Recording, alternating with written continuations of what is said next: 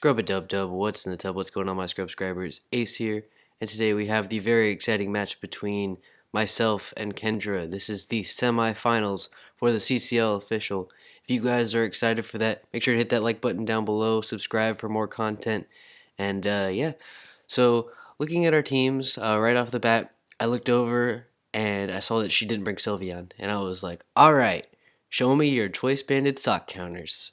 So I was like, all right, I definitely can lead off with that because I'm not really worried about anything. If she leads off with Talonflame, that's perfectly fine. I have Arcanine right there. She can't Will-O-Wisp that. She can't set up Stealth Rocks with the Talonflame straight off the bat.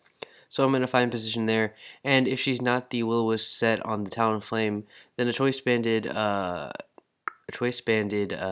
Close Combat would bring it down to about 80%, where Brave Bird would end up killing itself because I have the Sturdy. So I'm not really worried about that. She also could lead off with the Aggron, which would be troublesome to some of my team, considering that thing is so bulky it's not going to go down in one hit. But Sock is probably my best lead off against it. I also see that she has the Alomomola, which I figured was going to be annoying. So I do have my Jellicent there, and I have to keep in mind that that thing has to go down. And also I see that she has the Nidoking and she has the Lilligant. Now the combination of having the two kind of makes me wonder if she's Life Orb or Choice Scarfed on the Nidoking, because normally you run either Focus Sash or Life Orb Lilligant.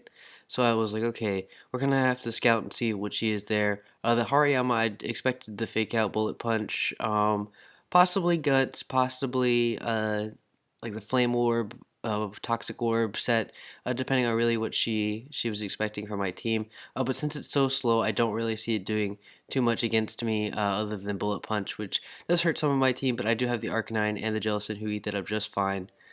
So let's get right into the battle there. So like I said, I'm leading off with my Choice Banded talk because really I looked over at her team and I was like, what stops this thing? Because Laces is here to cinch up this battle for me, and she sends out In and Out, repping her California pride with her Mega Aggron. It's gonna Mega Evolve up here, and I decided to go for the close combat because I was like, this thing may not die from this close combat, but it's gonna take hella damage. And Laces goes in, brings it down probably about, I would say, 60%. And we are lower in defenses and special defenses, but it doesn't really matter because she sets up the rocks here. And I outspeed this thing, so I feel no reason not to go for another close combat here. She does switch out, and I'm like, okay, what are you swapping into? Possibly Talonflame. She brings in Surfer Chick, which is her Alomomola, and I'm like, okay, this thing's not eating it. But I thought she might be Rocky Helmet here, so I was a little worried because I didn't want to break my Sturdy this early. But getting off damage on this thing was nice. But she isn't actually Rocky Helmet; she's leftovers. So I was like, all right, that's awesome. And here I have no reason not to go for another close combat, as she does protect. But I'm still in Sturdy, so I'm not really worried at all.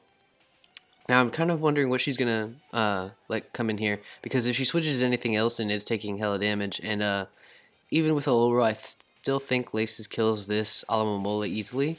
So we just go for the close combat again.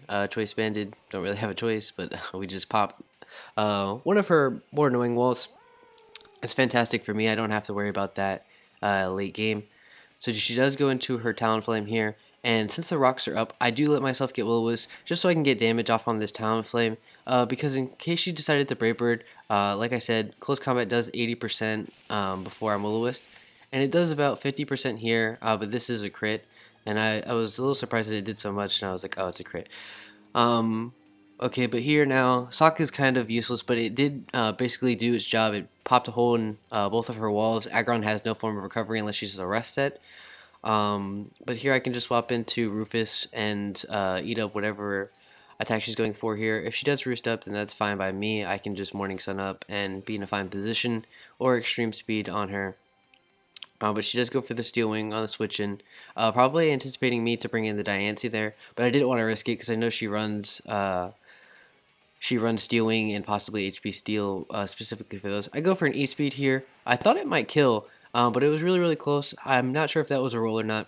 And she goes up for the Tailwind, so that kind of leads to me that her Nidoking is not Scarf, that it's Life Orb. So I'm thinking that her Lilligant is probably Focus Sash just because of that. So the Talonflame goes down to a second extreme speed, and she brings out Speedo. So I was like, okay, this thing is definitely Life Orb, just because of the Tailwind set. There's no reason for her to set up a Tailwind for H-Way Scarfer. Um, so here she goes for the Earth Power. I'm burned, so I'm not living this at all because the burn damage will take me down there. But Laces did his job, man. He messed up her 2 walls, so I'm fine with letting Laces go down there. And now here I bring out Puberty, my Jellicent, just because here I know I can take a Thunderbolt if she has it or an Energy Ball pretty well. Yep, and I can get off a free Scald. And that brings her down all the way about to 25%, and she gets burned as well. So I was like, that's fantastic. But either way, it wouldn't really mattered. It just kind of speeds up the inevitable. I could have come in back with Arcanine and Extreme Speed it up. And it really wouldn't have mattered. Or I could have brought in my Diancie, who's faster. I could have also brought in Durant, who's faster.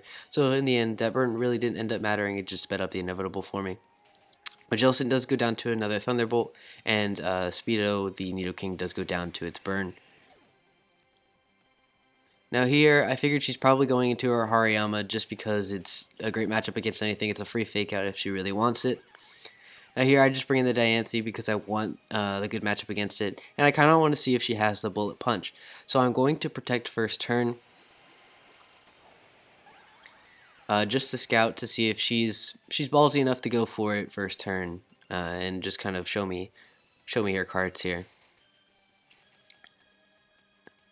Now she does go for the knockoff, and I was like, okay, that's clearly for an Arcanine coming in there just to intimidate this thing. And since she's burned, I know she has a Bullet Punch because there's no other reason to kind of stay in like that on a potential Moonblast if you don't have the Bullet Punch. So I just bring in Arcanine because I know she's gonna go for the Bullet Punch here. There's no reason for her not to. So I intimidate up, and yep, she shows the Bullet Punch, and I was like, okay, that's fine. I'm just gonna eat this up real quick. And now here I'm free to Morning Wish up because nothing really wants to take a close combat from this thing, and Diancie doesn't want to take a Bullet Punch from it. So I'm just going to Morning Sun up and let Ace kind of do what it's specifically, it's Rufus here, but it's me. But yeah, no, this is kind of like Rufus's job, just to eat up these physical hits because nothing really wants to take these hits from the Hariyama. It's too strong, and it put me in a bad position. So I'm just going to let Ace do what Ace does. I was surprised she didn't try to knock off, but maybe she's just going for a damage or a crit. But here I just Morning Sun up again. I don't really like to stall, but at this point, like I said, I just don't want to switch anything in on this. So I'm just going to kind of let herself bring herself down. And now here, I had the choice of extreme speeding or of Morning Sunning up again. And now in my mindset, I really wanted to extreme speed, but I wasn't sure if it would kill, just because Hariyama is a little thick. So I figure if I Morning Sun up and she gets a lower roll, I have enough HP to where I'm at the point where 2 extreme speeds could possibly kill the Lilligant, because she, even if she Quiver Dances up, I'm fine. But she does get a crit hit here and kill my Arcanine off, so I was like, that's a little unfortunate. But it's also okay there because she does die to the Rocky Helmet and burn. Now here, she has the Aggron and the Lilligant left, and I was like, okay, the only thing that really counters both of those pretty easily is my Bugger, the Durant. Just because Bugger outspeeds the Lilligant before the Quiver Dance. So I can just get off an X-Scissor here and pop her down to her Focus Sash. But she actually shows that she's not Focus Sash. She ended up being Life Orb, so I was a little surprised by that, considering that she did have the Life Orb Nidoking as well. And here I just swap out of Bugger, knowing that Bugger isn't really going to be able to take this thing down. It's like a 3 or 4 hit KO, and I really just wanted to speed this process up in here, just because I didn't want to make it worse on Kendra that she had lost at this point. There wasn't really anything that she could do just because I had a Mamoswine in the back that outspeeds this thing. So I just swap into the Diancie on a potential Iron Head, and she just goes for Thunder Punches just to, I don't know, just end game there. And I Earth Power here. And that's going to end up being the match there as this Aggron does go down. But yeah, no, that was a fantastic battle by Kendra. I really think that my offensive pressure of the double banders really popped a hole in her team, especially since she didn't bring the Sylveon. There was really nothing she had in a response for it, and she kind of had to play catch up there. Once Sock went off, there was really nothing that she could do except for swap around and kind of choose what had to die, and then it ended up being the Yellow Momola, which kind of stopped the rest of my team other than Bugger there. But it didn't end up mattering for me a lot of the time on those hacks, crits and stuff like that, because I just had so many responses to her team once Sock had gone in. But it was a fantastic battle. Great credit to Kendra. She put up a great fight this season, and I'm really proud of her this season. She's a good friend of mine, and I think she did really well. But thank you guys so much for watching. Like I said at the beginning of the video, make sure to hit that like button down below and subscribe. And hit me up on Twitter. Follow me for further updates. I'll be seeing you guys in the finals, so let me know if you guys are excited for the Sootopolis Scrubanines being in the finals. Boy! And yeah, make sure to hit up Kendra as well. She's a fantastic battler. She made it to the playoffs as well. She fell to me, which is no shame there. I consider myself a high level battler.